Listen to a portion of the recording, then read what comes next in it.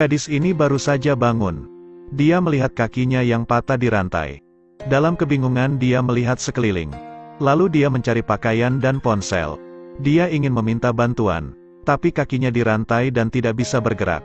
Lalu dia mengambil tongkat infusnya untuk meraih ponselnya. Setelah itu akhirnya dia mendapatkan ponselnya. Tapi ketika dia mengambilnya dan melihatnya, dia merasa sedikit kecewa, karena di sini tidak ada sinyal sama sekali. Saat gadis itu merasa putus asa, tiba-tiba ada suara di luar pintu. Pintu besinya perlahan terbuka. Seorang pria gemuk masuk ke ruangan. Gadis itu ketakutan dan bertanya kepadanya, "Apa yang ingin kamu lakukan?" Pria gemuk berbicara padanya, "Aku hanya ingin kamu tetap hidup." Orang gemuk itu tidak menakutinya. Kemudian dia meletakkan sepasang kruk dan kunci.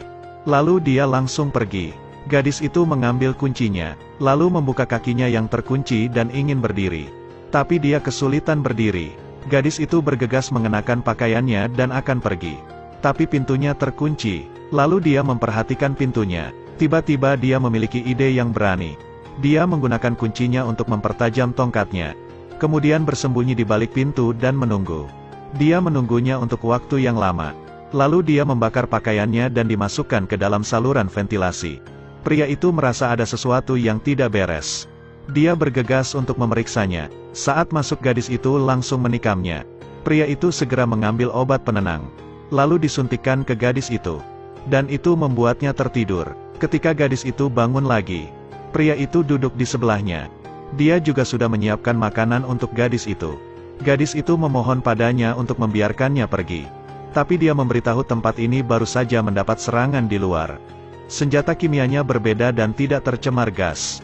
Satu-satunya cara untuk bertahan hidup adalah di ruang bawah tanah ini. Tapi dia tidak mempercayai perkataan pria ini. Saat ini dia mendengar suara orang lain berbicara di luar. Dia ingin mencoba untuk mendapatkan bantuan. Tapi pria gendut itu baru saja menutup pintu dan meninggalkan ruangan. Kemudian gadis itu tiba-tiba terbangun. Dia mendengarkan suara mobil yang lewat. Jika benar ada bencana seperti pria itu katakan. Tetapi mengapa ada mobil di atasnya? Hal ini membuat gadis itu semakin curiga. Lalu dia melihat pintunya tidak terkunci. Dia mencoba keluar dari pintu. Tapi begitu keluar, dia bertemu dengan seseorang. Dia menanyakan informasi mengenai pria gemuk itu. Pemuda itu memberitahunya bahwa ada bencana di luar. Saat ini, pria gendut itu juga datang. Dia sepertinya tidak menyukai wanita itu berbicara dengan pemuda tersebut.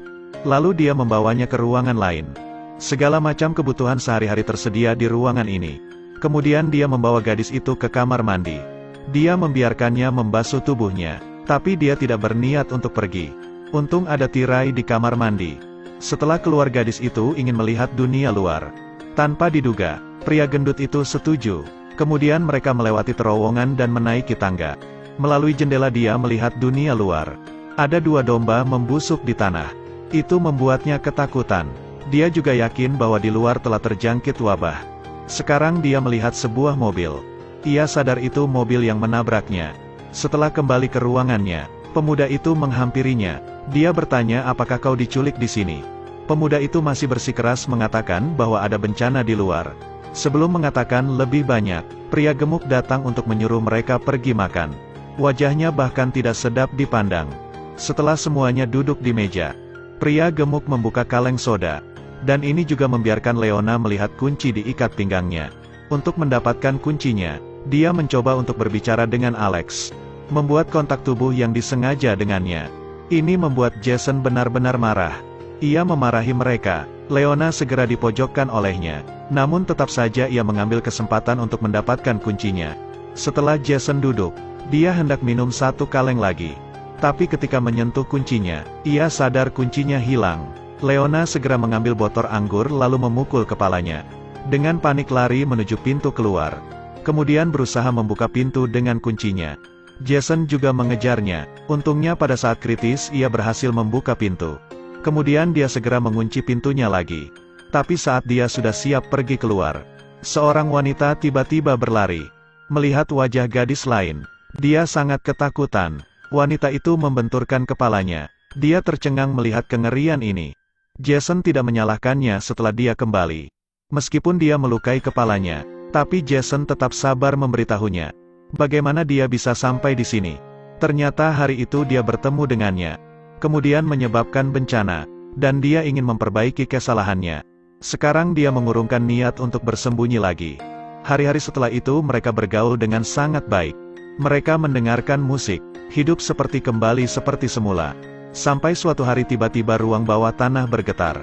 Semua orang ketakutan, tapi tidak tahu apa yang sedang terjadi di atasnya. Alarm ruang bawah tanah juga berisik. Ternyata sistem penyaringan udara bermasalah. Gas beracun masuk dari luar. Mereka hampir tidak punya tempat untuk bersembunyi. Satu-satunya cara yaitu memasuki ruang pendingin. Untuk memperbaikinya seseorang harus bisa melalui saluran ventilasi. Dan tubuh Leona tampaknya menjadi satu-satunya pilihan terbaik. Dia memasuki ruang ventilasi.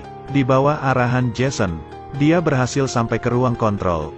Menyalakan ulang perangkat, dan berhasil menyelesaikan masalah. Tapi sekarang dia melihat jalan keluar lain dari ruang kendali.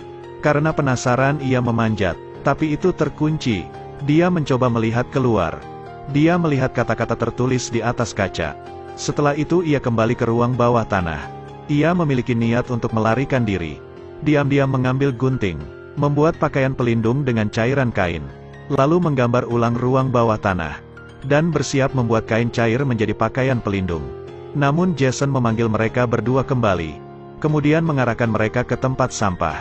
Ia mengenakan sarung tangan dan memberitahu mereka. Tong ini berisi asam yang dapat melelehkan tubuh.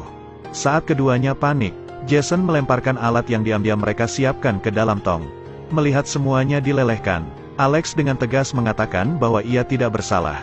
Ini semua ide Leona. Namun Jason mengeluarkan pistol dan menembak kepalanya. Sekarang hanya Leona dan Jason yang tersisa.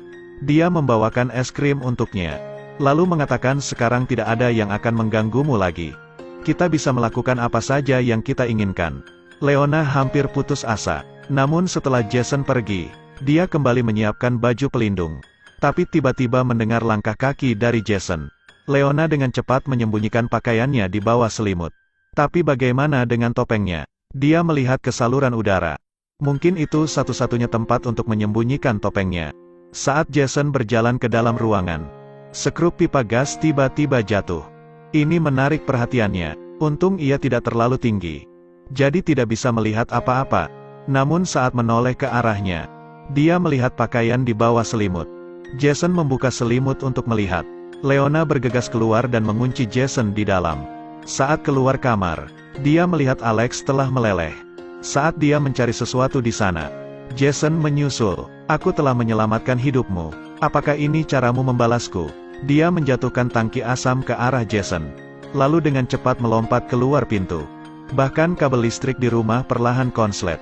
Api perlahan muncul. Leona kembali ke kamarnya dan mengambil pakaian pelindung. Saat dia bersiap keluar, kamarnya sudah dilalap api. Tapi dia tidak peduli. Dia nekat naik ke saluran ventilasi. Tiba-tiba sebuah pisau tajam menusuk dinding saluran ventilasi. Jason dengan berani membuka jalan ke saluran ventilasi. Lalu mengambil pergelangan kakinya. Leona tetap berjuang dan akhirnya berhasil melarikan diri dari Jason. Tepat setelah itu, dia sampai ke ruang kontrol. Dia segera mengenakan pakaian pelindung. Dan merangkak menuju pintu keluar. Menyemprotkan asam ke dalam gembok besar agar terputus. Gembok besar dilepaskan. Leona berhasil pergi keluar dan mendapatkan kembali kebebasan. Melihat mobil tidak jauh, dia bergegas lari. Tetapi ketika masuk ke dalam mobil, dia tidak sengaja merobek pakaian pelindung. Ketika dia khawatir, Leona melihat kawanan burung liar di langit. Dia tampaknya menyadari sesuatu. Jika ada wabah, mengapa burung itu masih sehat? Dia melepas maskernya. Tentu dia menghirup udara segar dan tidak ada gas beracun di luar. Sepertinya itu semua hanya permainan Jason. Tapi pada saat itu benda seperti pesawat terbang di langit. Itu sama sekali bukan produk manusia. Leona ketakutan dan melarikan diri ke sebuah rumah. Dia ingin meminta bantuan. Tetapi di belakang rumah, monster besar itu perlahan bangkit. Cerita pun berakhir. Terus ikuti Edelweiss Review untuk mendapatkan update cuplikan film berikutnya.